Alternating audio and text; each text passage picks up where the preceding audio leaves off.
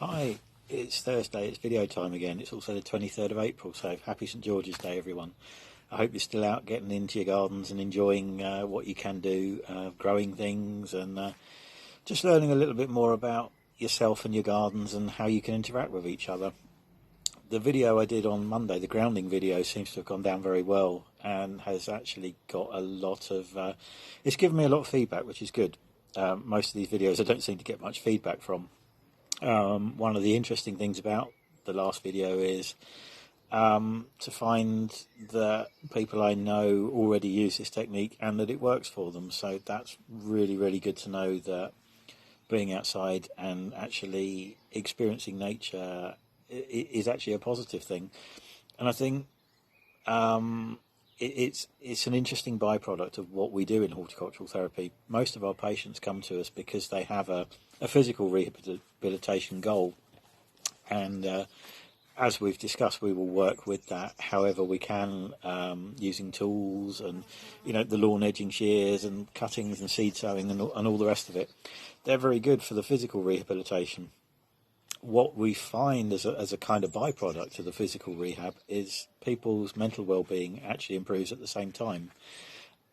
Some of our patients are referred to us for kind of mental health issues and well-being issues. Mindfulness is another key thing that's big at the moment, and horticulture lends itself, being out in the natural world, lends itself really well to mindfulness.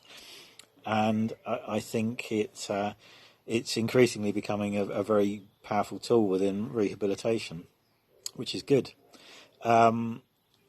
Horticultural therapy works very well in that its setting is generally very informal, and it's a very safe environment.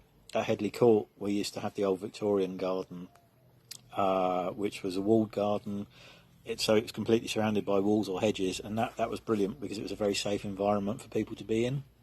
There was only one way in and one way out, so if somebody had issues with hypervigilance or anything like that, they were safe. They could see who was coming in the garden. Obviously, by virtue of the fact that we are working with serving military personnel, there will be people who are dealing with on a daily basis things like post-traumatic stress disorder, anxiety, often quite extreme anxiety, and hypervigilance issues. Horticulture is never going to cure these things, but what it will do is give you the tools and give you the environment in which you can feel safe and a little bit more able to deal with these problems. At Headley Court, what we do was actually describe therapy through stealth, and I think often people they're starting to get better, they're starting to feel better about themselves just by coming down and doing a bit of horticulture. There are plenty of lads who'll say, well, it's just gardening, it's not going to help me. But trust me, I've seen these guys come down, do a bit of gardening, and after 2 or 3 sessions, they're telling you all sorts of things about their life that they probably wouldn't have told you otherwise. And it's the act of actually being able to do something. So when we've been in the greenhouse and we've been potting on and doing seed sowing, your mind is on the task, and it's quite a focused task. So it actually lets you drop your guard. And it's actually really surprising how many people will drop their guard and will actually tell you what's really troubling them, which is great because it then means that can feed back into the unit and people can start to be helped. I think because of the informal nature of what we do, we're not clinical. We're not structured in kind of a rank sort of capacity. So you can have, if you have a group, you could have a private, you could have a sergeant, you could have a major. It doesn't really matter who you are. You could be all in the greenhouse doing the same task. And the great thing is horticulture and nature isn't going to judge you. It doesn't care who you are, what you've done. It doesn't care anything about you. It's there, and if you choose to engage with it, it's going to be there for you. And I think one thing a lot of our patients report is they like coming down to the greenhouse, they like coming down to our area because it feels safe. It's just an informal area for them to come. After the end of a day, I would imagine a lot of patients at Stanford Hall are really very, not just physically tired, but mentally tired. And to have somewhere where you can go and just relax and recharge your batteries, just potter around, maybe do a bit of watering, a little bit of weeding, or just sit and enjoy the scents of the flowers or listen to the birds. I mean, I'm in my garden now and it's absolutely beautiful. It's a beautiful clear blue sky, the birds are singing, the trees are in blossom, and to be honest, like everybody else, I've been having a bad time actually dealing with what's going on, and being able to come in the garden.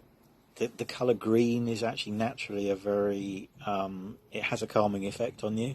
So even just coming out in the garden, I've got a very green garden here, lots of green hedges and green grass and not a lot else at the moment, but it makes you feel better. And I think that's what we try and create with the greenhouse and our other high ground areas, is an area where you just feel you want to go to.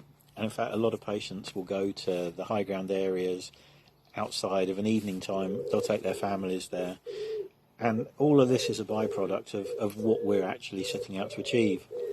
So I think you can't underestimate how powerful horticulture, or not just horticulture, but go for a walk in the fields, go for a walk in the woods, all of these places they're natural, they're very real. And go for a walk in the woods, the trees aren't going to judge you, they don't care who you are. You could sit and talk to them. And if that's a way of helping you get something off your chest and be able to deal with it, then go and talk to the trees. They're not going to mind. This might all sound a bit peculiar, but this is how horticulture and gardens and plants can actually help. In terms of quantifying it, it can be quite difficult. But I've seen many patients who've come and gone, and they've come in very, very angry, very troubled, very disturbed, and they've left happy, they've left content, they've left with a new skill. Some may have offloaded what's troubling them, some may not. But it's all about the environment, and I think, probably like Jane, I'm very much missing our environment at Stanford Hall. It's somewhere where we've worked hard to create and hard to make just right for the patients we work with.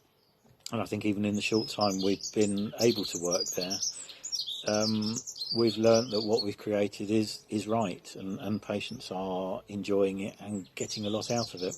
So I think, kind of to sum up, all the physical things that we've done, they're all brilliant, but they will also work on the mental aspects as well. And I think it just shows us that we can cope with most things.